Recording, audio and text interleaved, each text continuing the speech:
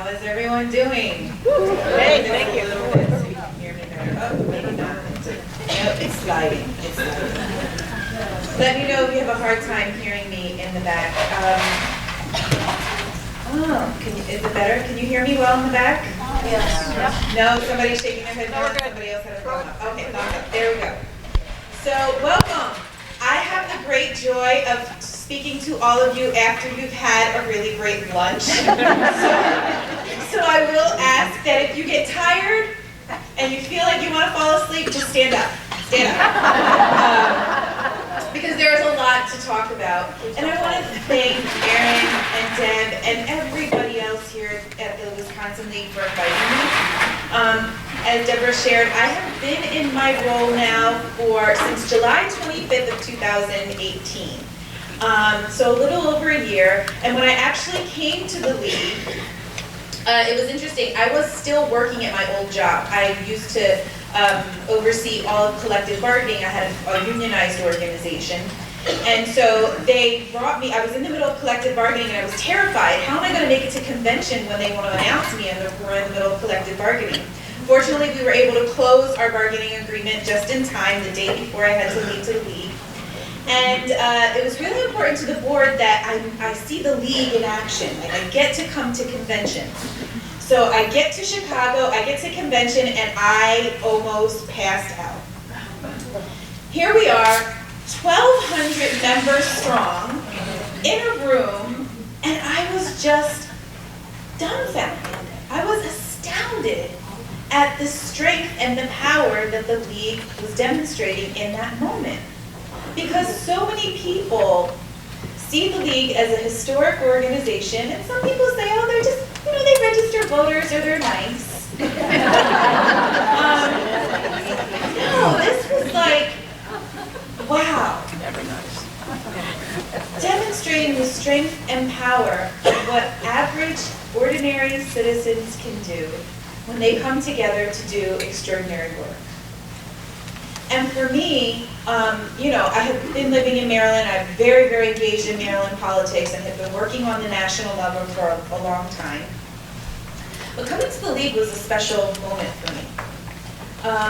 Not only because I have valued my own league in the state of Maryland and the work that the league had been doing, but because I understood the history and the importance of organizing, advocacy, and legislative work. And also knowing that our organization is about to turn 100 years old. You don't get to turn 100 by being a raggedy organization. You only get to make it to 100 because A, there's a problem that still has not been solved. But B, because you have amazing, incredible people who are doing the work. And because you're needed. And the league is needed now more than ever. And some of you I got to meet last night over at the Madison Club. But I always start off speaking to groups and people who I first met with telling my voter story, my first time voting. And so I'm just curious, show of hands, how many people remember the first time they voted? Like you remember it really well. A lot of people in the room. How many people had a really bad experience? One, maybe two other people. So one of the things that's important to me when I share my story is, I care about voting tremendously because of my mom. So I was raised in foster care for a big part of my life. And the woman who raised me is a woman from Puerto Rico. And in Puerto Rico, and for those of you who don't know, people from Puerto Rico don't have representation in Congress and same, no different than in DC and other places where you don't have voting rights. So voting was very, very important to her. And she drilled it into us and we were registered and ready to go and ready to vote. And I get to the ballot box, I'm up there registering on my first day, my first presidential election. And we're at different tables signing in. And I'm all set, and I realize that she's having a problem. She's having a problem. So I thought, well, her English isn't that great. Sometimes we have to translate for her. Maybe she's having a challenge with the person.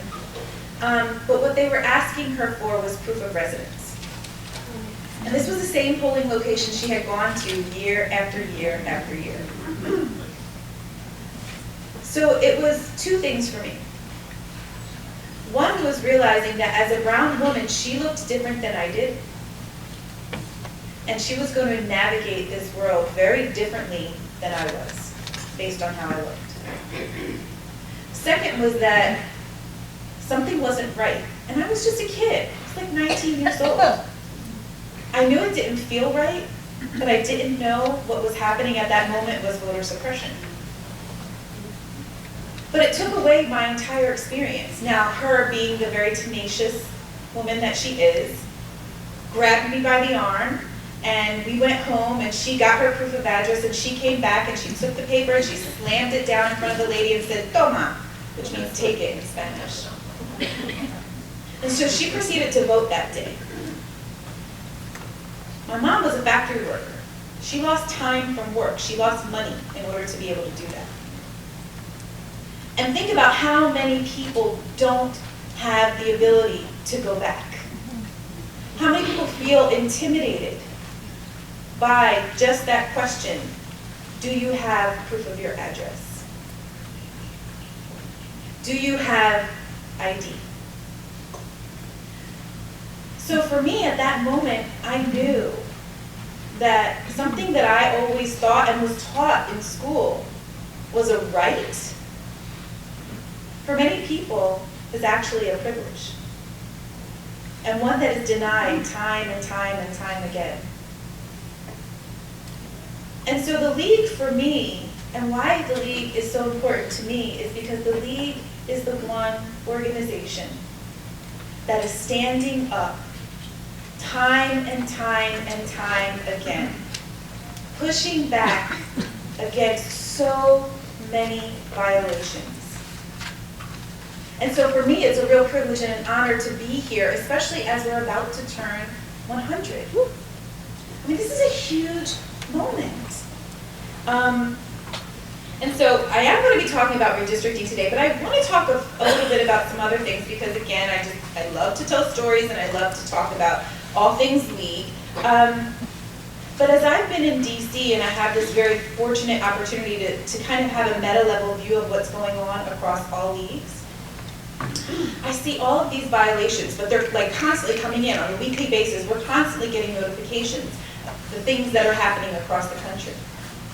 So it's not just, what's happening in one state, but in local league after local league after local league, we hear about all of these crazy things that like you can't make this stuff up.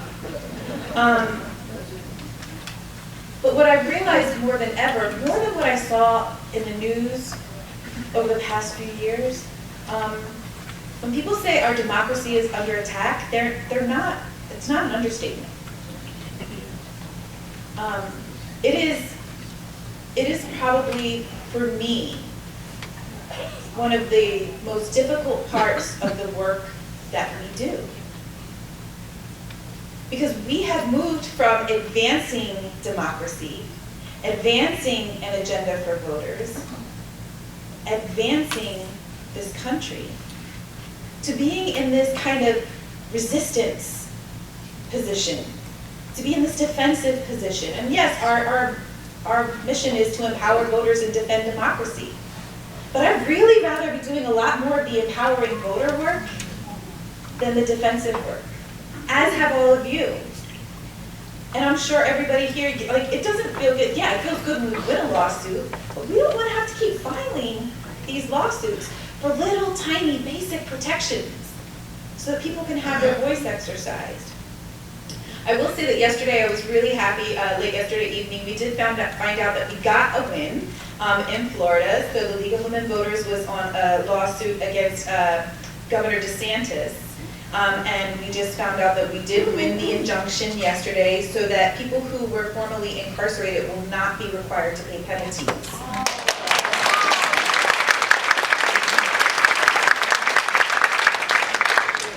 That's one win. But it will impact more than 1.4 million people in the state of Florida. Think about that. What that is going to do to our elections, what it means for people to be able to have their voices heard.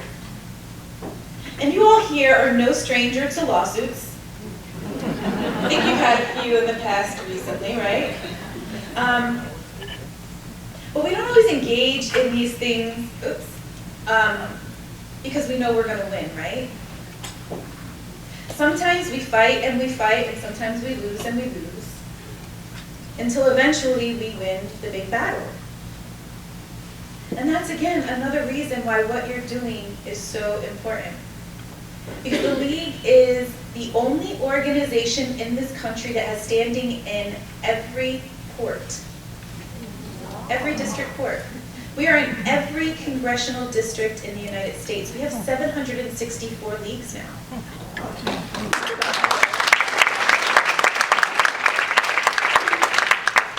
And these committed, dedicated advocates and activists like yourselves who are making that happen. And we have a few things in addition to lawsuits that we have to deal with this year. Just this little census thing, right?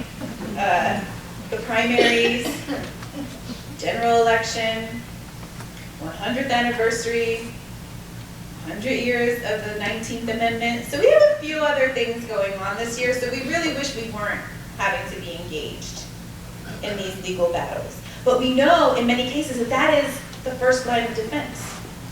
And so we have to be working on all these other issues, including, at times, taking a position on the courts.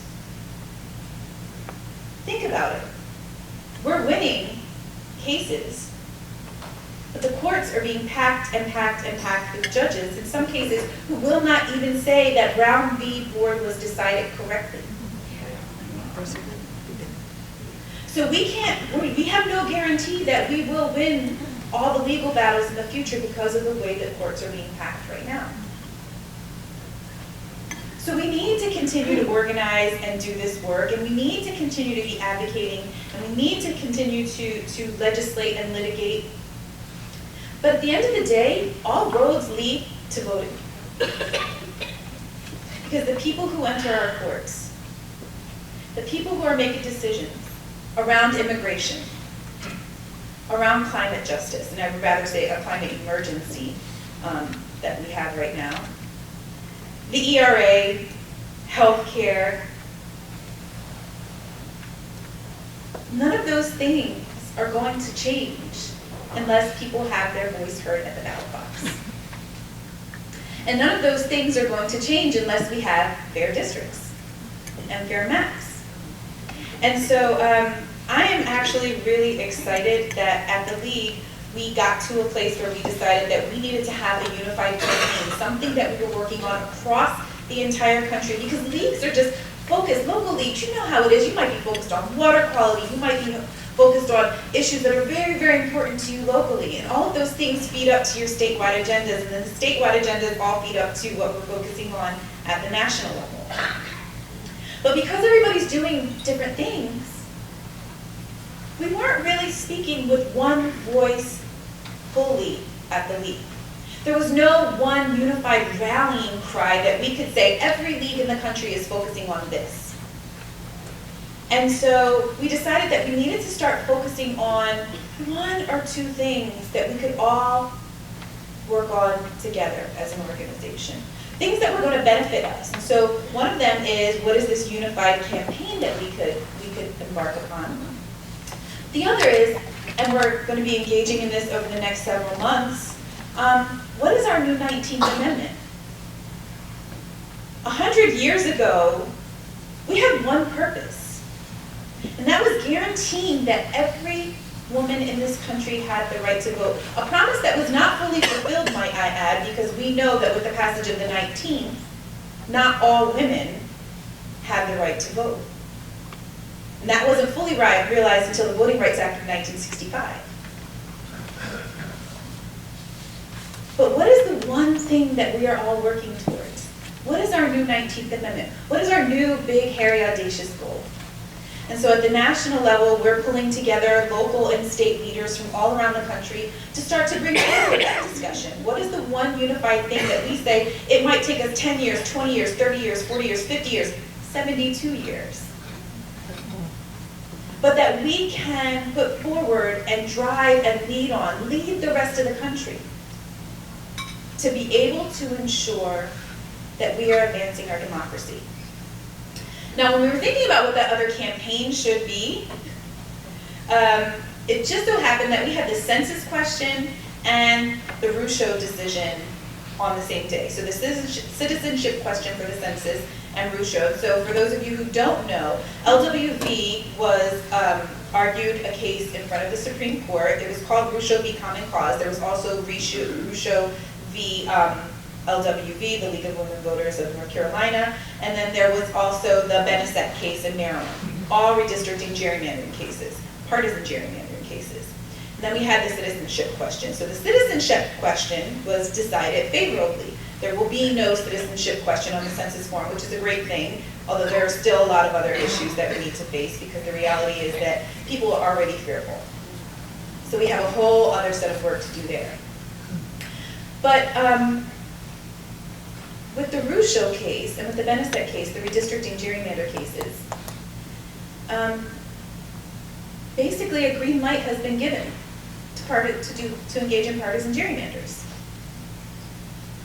And we're also extraordinarily fearful that because the Voting Rights Act was gutted, and this will be the first redistricting cycle with no fully functioning Voting Rights Act, that we are very likely to see racial gerrymanders disguised as partisan gerrymanders.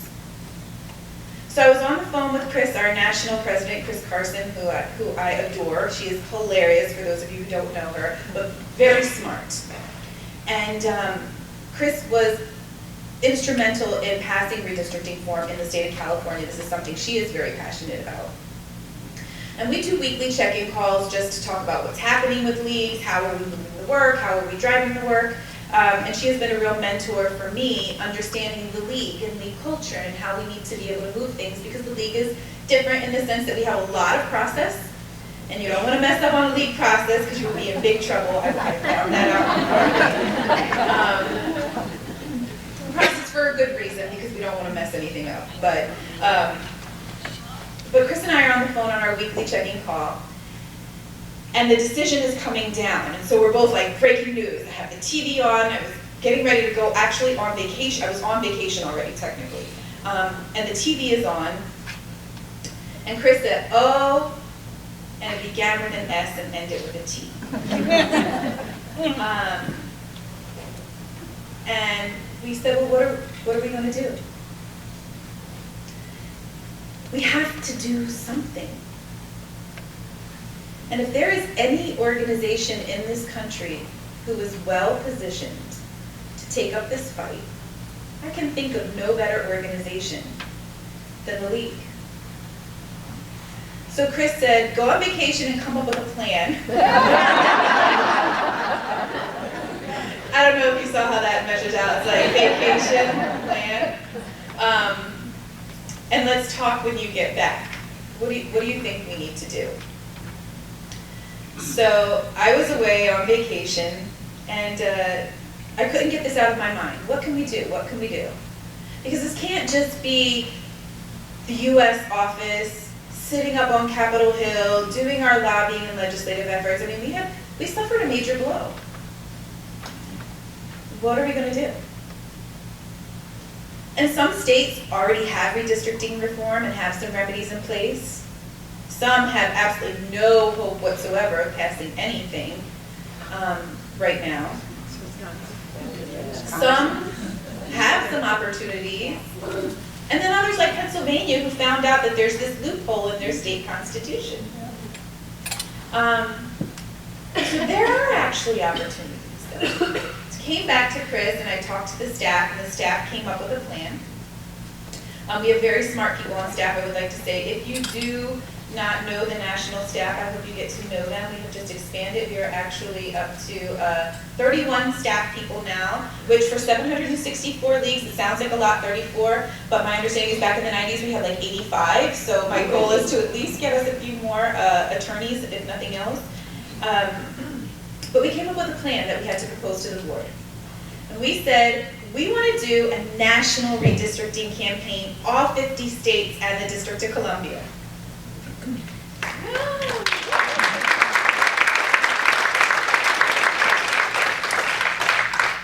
So after they stopped laughing, we were able to actually talk about the details of what something like that could actually look like.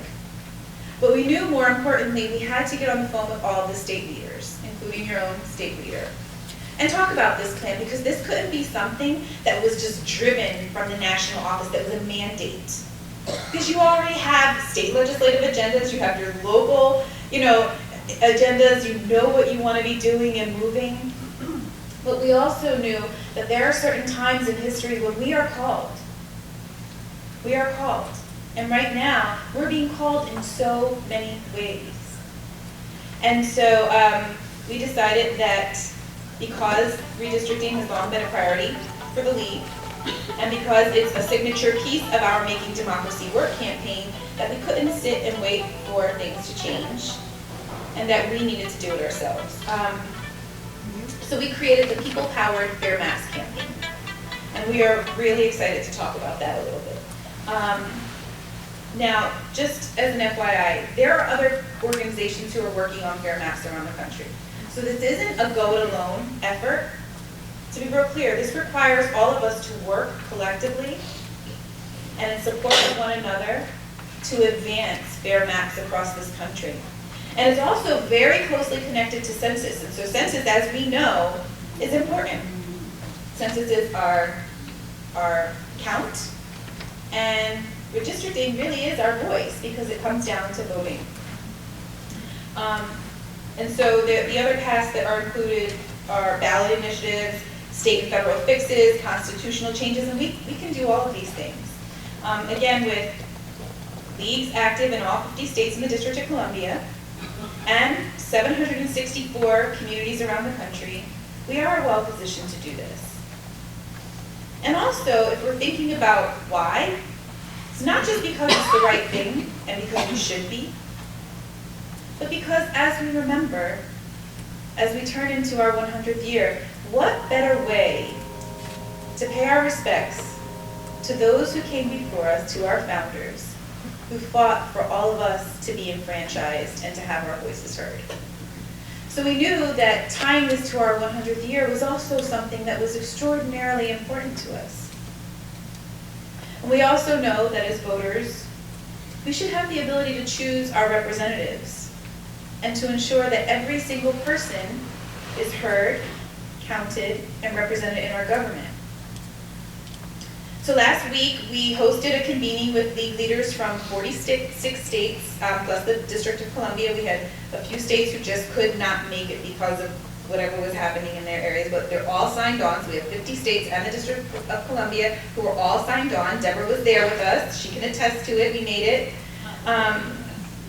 But the purpose of it was to align the campaign and to make commitments to our work, to network with other leaders, but also to ground the work through our diversity, equity, and inclusion initiatives. To make sure that our maps are fair for everyone and not just a part of whatever state you're in or whatever district you're in. And we also know that it's going to require us to get buy-in from other partners and other groups. And that means that we're going to have to do a good job of collecting data, which I know is everybody. Who here is a roster portal manager for the league? Is there anybody here? We have one roster portal, 2, 3. Okay, I can see why nobody wants to be a roster portal manager, because it's the most ungratifying job that any committee could have, putting all that data into our system about membership, right? But we have to be able to use data to tell our story, because we want to demonstrate impact. It's not good enough just to tell stories about what we did. We have to demonstrate the impact that we're having. So we also have a senior data and evaluation director in the organization who's actually a PhD candidate, very, very smart individual who is going to be helping leagues to collect this information. But you all, in particular, because again, there are lots of fixes that we could focus on. Wisconsin has chosen to state legislative fix. Ha ha ha, right? I heard you have a little bit of an interesting state legislature. But really what you will be focusing on here in the state of Wisconsin is to ensure that you have a redistricting process that is transparent and open and full of public participation. Because at the end of the day, when people feel like the process is fair, that things aren't happening behind closed doors, at least you have good outcomes. And you have a better opportunity to understand the process that has taken place. So this can mean ensuring that any redistricting hearings are publicized in advance and are held in areas and during times where maximum participation can occur. For example, a hearing on a Wednesday at 11 will be less attended than perhaps a meeting that is, or a hearing that's heard on a Wednesday at 6:30 p.m., for example, after people come out of work. And also locations of meetings, right? Is it at a local community center versus, another place that is difficult for people to access? And the Wisconsin League may seek to work with legislators to share hearing dates with their communities via talks, tele-town halls, newspaper ads, social media, and other means to make sure that you're reaching the broadest and widest audience possible. And finally, the League may also engage in civic education campaign to train local community members and leaders on how to testify around their communities of interest, or connect them with mapping tools to create a statewide map for their proposed communities. So that's the thing, is just this campaign, what it's going to do here in Wisconsin is create more transparency, create more engagement, and create a more informed electorate. Because we know that gerrymandering, as soon as you talk about it, there's this like, people's eyes roll back. Redistricting, oh. It's not until after the fact and we're stuck with really bad districts that we find these priorities. And fortunately, over the past year, there's been so much about gerrymandering that people don't want to be part of one of those gerrymandered districts. But we know that this is going to require a lot of work, time, and effort on your part. And so we are thankful that you all engaged in this campaign and made this decision. And following the 2018 midterm, the League of Wisconsin saw firsthand the obstacles around transitioning power from one administration to the next. And it was tremendous that the League stepped up. Not just way down the line, but immediately. You guys stepped up immediately as a lead plaintiff to ensure that voters were protected. And with one of the most important elections of our time before us, LWV Wisconsin will be key to protecting the rights of all Wisconsinites. Am I getting that right? It's Wisconsinites, right? Yes. I've gotten it wrong in other places. And that's why you guys are so critical to this campaign. And just talking about what's happening in other states, as I said, some other states are focusing on ballot initiatives, for example, which we know is a very heavy lift and a very heavy burden. Some states, and we didn't want to create flyover states in our own leagues. Because oftentimes people will say, well, this state isn't really strategically important. And as far as we're concerned, every state is strategically important.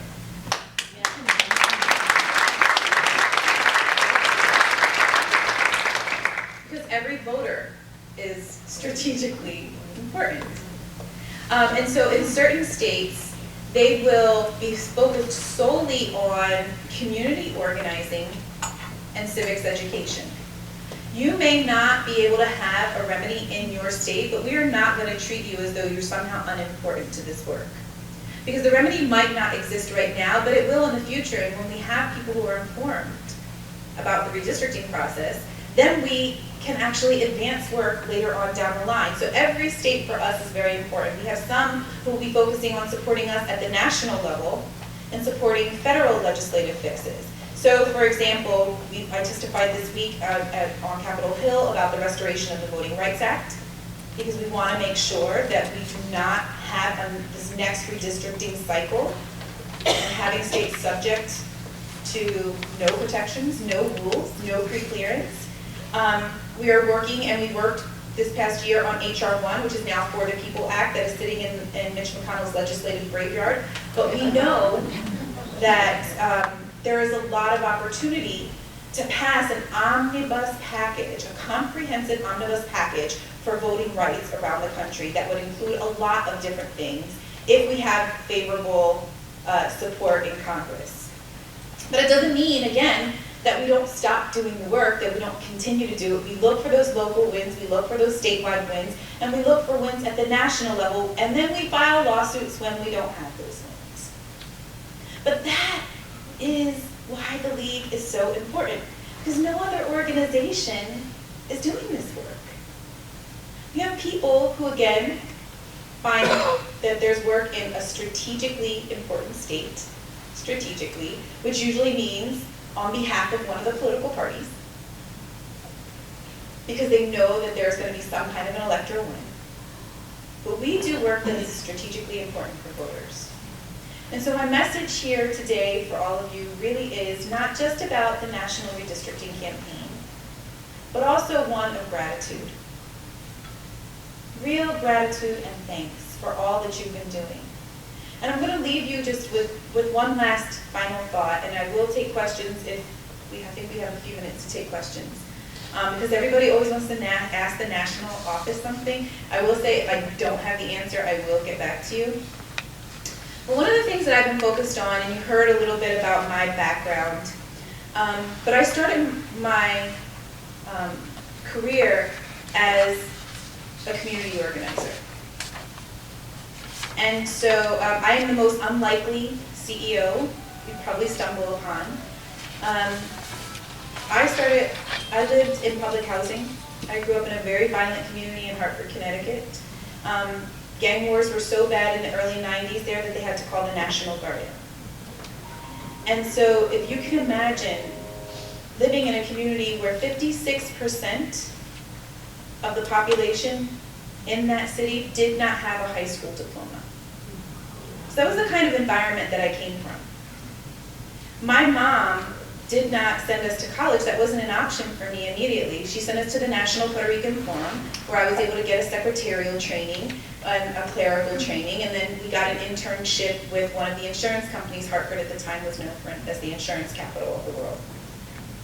I was the most horrible clerk that ever existed. Nobody got their mail the right way. Calendars were a mess. We knew that that was not necessarily a job for me. But I was really good at organizing people in my neighborhood to stop hurting one another. I was doing violence mediation and organizing gang members. People that adults just didn't want to help or do anything about. Let them kill one another. That's what we heard time and time again. But my belief in organizing, my belief in the power of individuals and the individual's ability to create change comes from that experience. Because here I was, a kid, not knowing what I was doing, started a nonprofit organization because there were no other organizations who would work with the people that I grew up with. And here I was with other kids doing this. We're so naive, like who starts a nonprofit at 21 years old and has no nonprofit experience? And so for me, seeing the power of individuals who band together to create change is so very important. And that's one of the things that I love so much about this organization. And every single one of you might not see yourselves as powerful individuals, because we don't necessarily see ourselves as powerful. Like we think of the powerful as other people. It was hilarious. I was in a meeting with the Democracy Fund this summer. They were doing a strategic planning retreat. And I'm in the room with like people I really admire. Like these people are like, I see you on TV, like these scholars, these really important people. And they said, we are the political elite, and people will look at us, and I'm looking around and I'm thinking to myself, that's not me. I maybe feel like really good because I have this proximity to power, but we don't see ourselves the same way, right? We don't see ourselves, but I realize I've been placed in this position as a thought leader amongst this amazing group of individuals, I've been trusted to work as the face of the league at this time. I never saw myself as an individual who was powerful until I got in this role. And I realized that I have a tremendous amount of power. I have the power of 400,000 members and supporters standing behind me in this organization. And there's tremendous responsibility. It humbles me to think that I could say the wrong thing, do the wrong things, and it could hurt the league. So I don't take that responsibility lightly, because it's all of you that I'm sitting there representing in these moments when I get called up on the Hill, when I get called into these meetings. I'm thinking, what am I doing here sometimes? Like, how did this happen? But I say that to all of you because not only is it out of respect and a thank you for trusting me with this historic organization in this moment, but it's also for you to take a moment and think about the power that you have. Sometimes we don't really, I hear people's stories, and we're all like a few degrees of separation away from somebody we know. And I hear stories from people who are like, oh, my nephew is this person, or my cousin's son is this person, and I'm like, do you realize how much access you have right now? So I would encourage all of us to think about who we know, how we're connected. How are we connected to centers of power? And then how do we want to use those relationships and connections to advance and drive the work forward? Because although we don't see ourselves as powerful individuals, man, the things that we can do, when we come together as one league with one voice, bringing together all of those relationships that we have, the resources that we have, that we bring to the table, the tools and skills and talents to really advance and drive this work. And so I want to thank all of you, A, for allowing me to be here and speak with you. I love coming out to leagues. But B, thank you for standing in your power and using your skills and talents to drive this work forward. So thank you very, very much.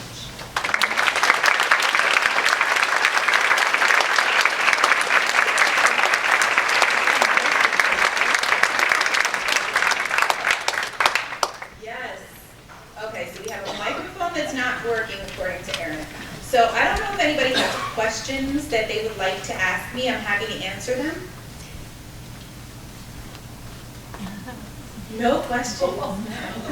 I'm like, this is the first. Please. I'm very interested in how do we get the young people engaged? And I was new to the League of Women Voters, and I walked in the room and it's like, oh my gosh, how much everybody is my age or older? Yeah, that's a bad thing, but it's not. We need to get how do we do that? Can you go into schools? Go into a local community meeting and say, let me talk as the League of Women Voters person and just talk about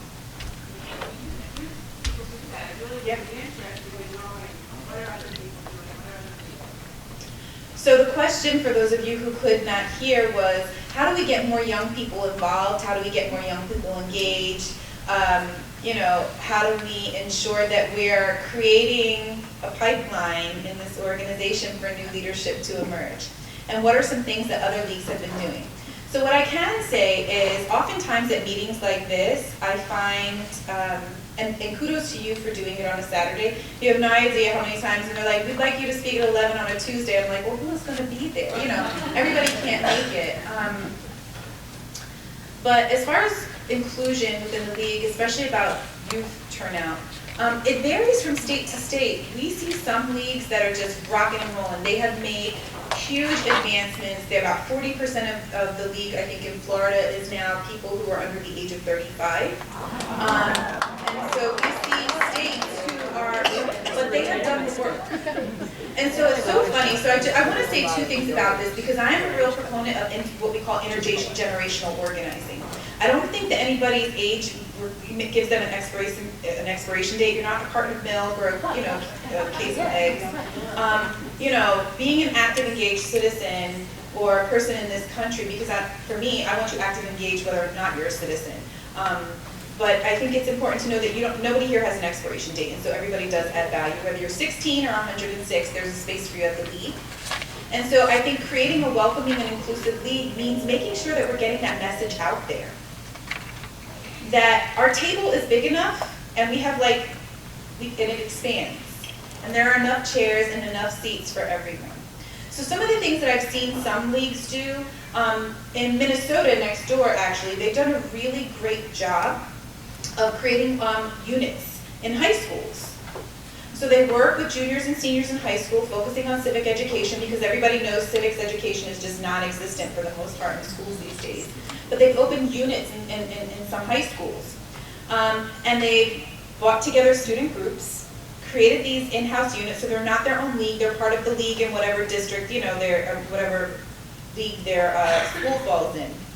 And they're creating a pipeline for college students, so it's not only getting them civically engaged at the end of high school, in their high school career, making sure that people are registered to vote, but then it's giving those youth positions on the board. So ensuring that those young people actually have a voice and a vote, because we talk about being a democracy, but sometimes, we don't even think about it. Oh, we should have youth board members who are there, or a youth advisory committee. So they've done that, and they've created a pipeline, and now some of those units are going to their state universities as well. So so those units will fall under. So it doesn't always have to be creating a new league or creating something new. Sometimes it's just creating smaller body units that are sitting in some places. So that's one creative way that we've seen young people engaged. And the other thing is, I've heard this from other folks too. A lot of young people say, I wanted to be part of the league, and I came to a few meetings, and they asked if I could just do social media. And so while I recognize and realize that this is a really important need for many people, I myself have a 24-year-old and a 28-year-old who are constantly fixing something on my computer or my phone. But making sure that these young people who are smart and talented also have the ability to have their voices heard in decision making. And so as you think about the committees that you have and the way that you're growing your league, making sure that there is a youth presence in all of those spaces and mentoring and guiding. So I would say definitely civics education, and also meeting people where they're at. I've seen leagues now, I'm not saying everybody does this, but I've seen leagues who do in bars and happy hours, recruitments. I've seen so many creative things on how to recruit members, and people not always say, do you want to become a member immediately? It's, we'd like you to join us, or we're looking to bring on new board members, we're looking to bring on advisory group members. Can you help us? There are a lot of different ways, and meeting people where they're at. A friend of mine from Puerto Rico, she moved to Ohio recently. And they have something called the Festival Latino in Ohio. She wrote me and she was so excited. She sent me a text message and she said, "You're not going to believe this. I got registered to vote for the first time here on the mainland in Ohio, and it was the League of Women Voters out there." And I was like, that's great. Of course I know the league. But she said, there was a woman who was in her 70s who was dancing salsa with people who would walk by with their voter registration forms. She told me she was terrible at dancing. But people came to her because her enthusiasm, her energy was so infectious. And so I think, another answer to that is creating space for people to be as enthusiastic as you are, and not being afraid to go to places where unlikely people who we think are unlikely or not like us are. No, a little staticky. Let's see if we can get this one working. How about now? Okay, let's take another question, Dorothy. I know this was not necessarily your favorite and most triumphant moment, but would you please share with the wider audience the story that you told us last night about what happened at the CAD conference? You referred to that T-shirt more quiet. And they had diplomatic banners.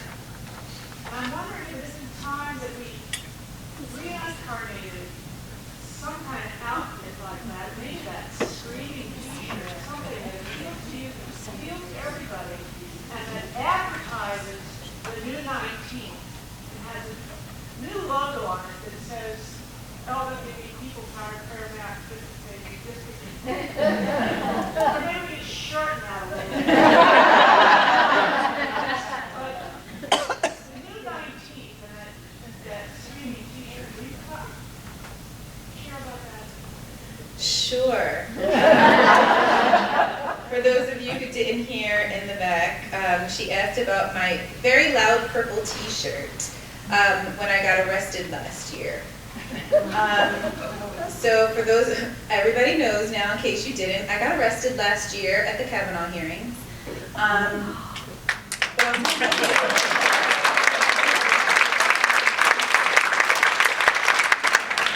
It's actually a funny story. So this was my fourth civil disobedience. The first time I got arrested, it was, it tells my age a little bit, it was an anti-apartheid rally in New York. I was living in Connecticut at the time. A group of friends asked me if I wanted to go to New York for the day. I said sure. And then when we got down there, they said, we're getting arrested in front of the United Nations. And they were like, do you want to come? And I was like, I have a ride home, I guess I have. My mom was not happy, I will tell you that much. She was like, how are you ever going to get a job now? Well, it worked out.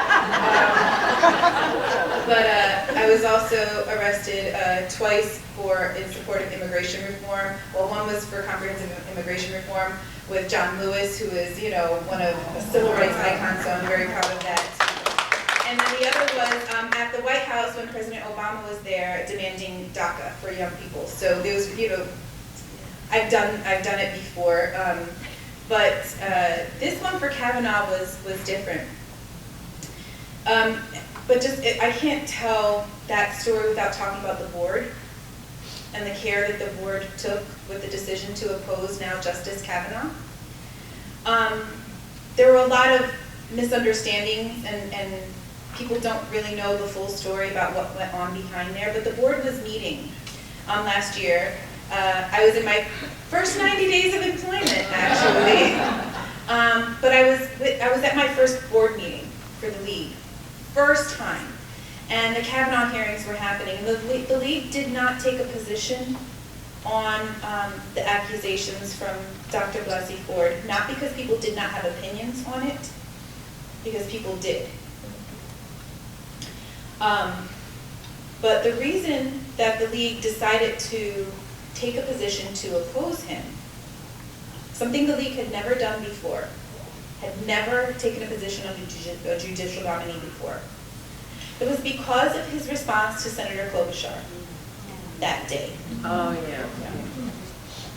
And it came down to his judicial temperament.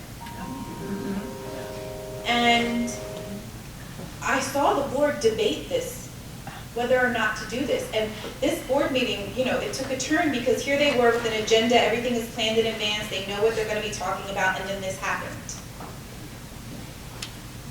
And I have to say, I knew I was in the right organization because of the debate that ensued, the debate that followed. Because each board member really took so much care and thought in what this meant, because it was precedent setting for the organization. Not even on Robert York, Clarence Thomas.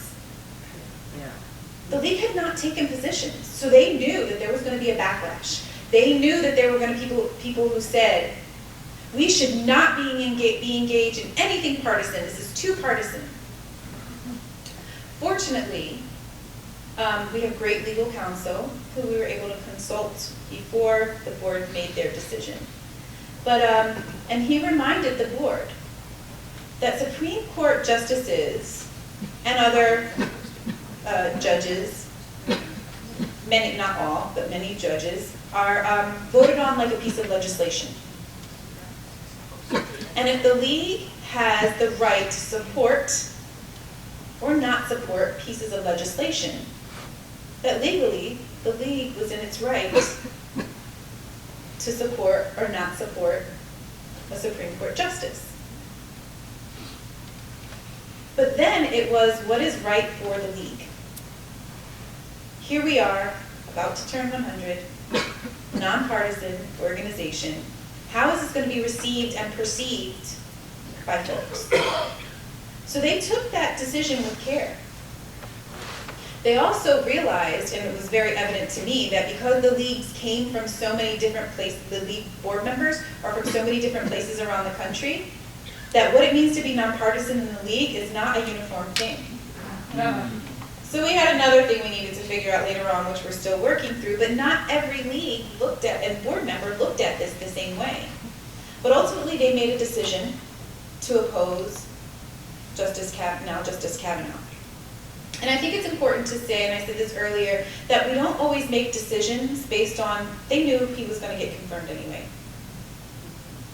They knew that he was going to get confirmed anyway.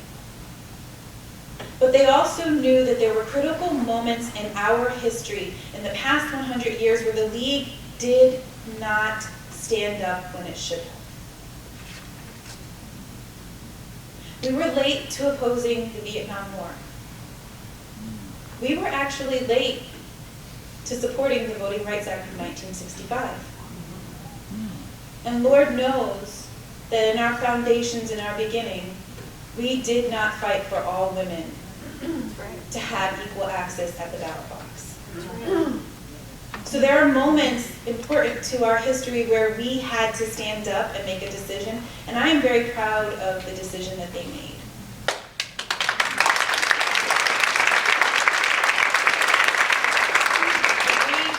And there is still a conversation that is happening about what it means to be nonpartisan in the league. So I get a phone call a few days later, and from some of our partners. I'm on the board of directors of the Leadership Conference on Civil and Human Rights, and so I got a call and asked if I wanted to go to a rally. They were having a rally up on Capitol Hill, and it was going to be nonpartisan. It was going to be both sides, you know. Okay, great.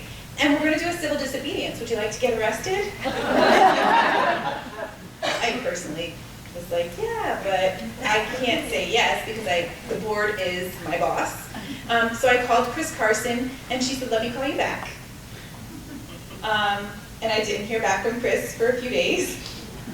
And so here I am in a dress at work, in work clothes, and she calls me and says, I spoke with the other board members, and if you still want to get arrested, we're okay with you doing that. So, but she said, there's just one thing, you know, I need you to just do this quietly because this is like, you know, this is going to be something new for a lot of the league members. They're not used to this level of activism in some places.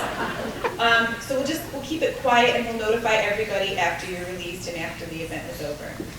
So I had to run down the street to buy a pair of jeans and some shoes and put on my purple LWV t-shirt. It says LWV really big on it. And they forgot to tell me that everybody was wearing black.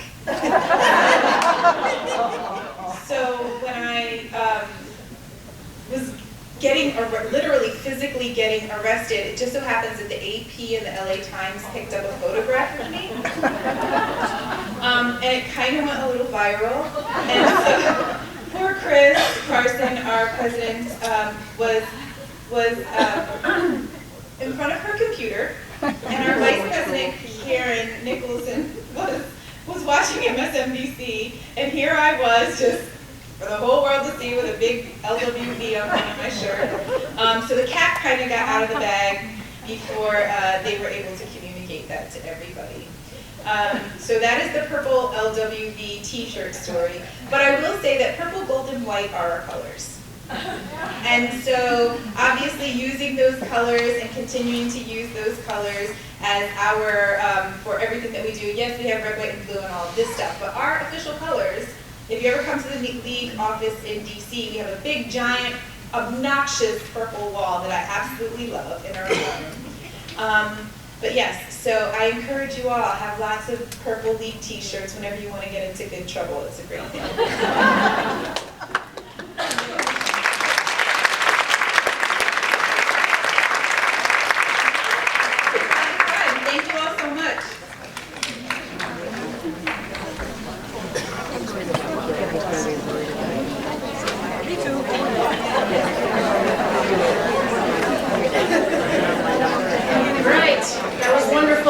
you, Virginia. Thank you for the stories. Thank you for the patient, and thank you for joining us today. Is Eileen is here. Ellen. I'll mention quickly that our event is made possible by grants and contributions, including funding in part by the Joyce Foundation and the RICO Fund, as well as League of Wisconsin supporters. LWVWI relies on, and we're especially appreciative of volunteer members, many of you, who provide exceptional, reliable, courteous, and invaluable services across our state, our state office, and in your local communities. So whether you're our newest member, which I understand Appleton had somebody sign up yesterday,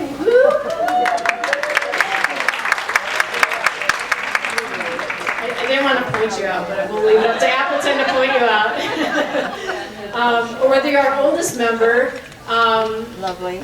we appreciate all of you, the support you give to our office with encouraging words, your time that you invest in the committees, state committees, and the working groups, and everything, all the heartbeats that you have for getting this work done is really appreciated, as well as your contributions. So thank you all for that, and thank you too to our speakers and panelists who have shared their knowledge and expertise at today's events. And I'm not closing down, but we won't be convening after the breakout session, so I just want to finish with our announcements now. I want to introduce you and give special thanks here to our staff. Joining us this fall is our fall intern, Bonnie Chang. She's a UW graduate student. Bonnie, give a wave.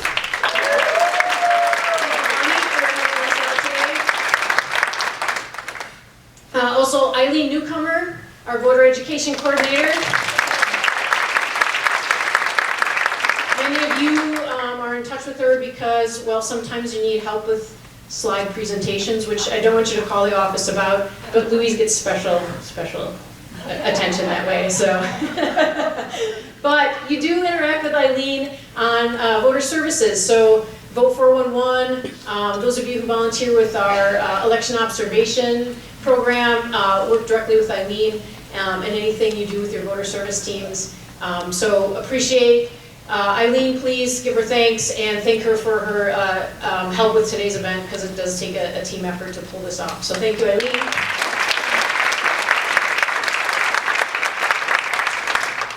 And then I would really like a really big whoopin' excitement for Ellen, please, because this is really...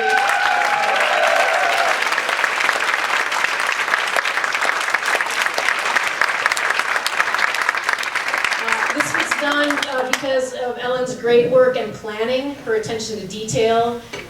Anything that goes wrong with technology stuff, that's not her. Anything that is successful, that is her. So please thank her today as well.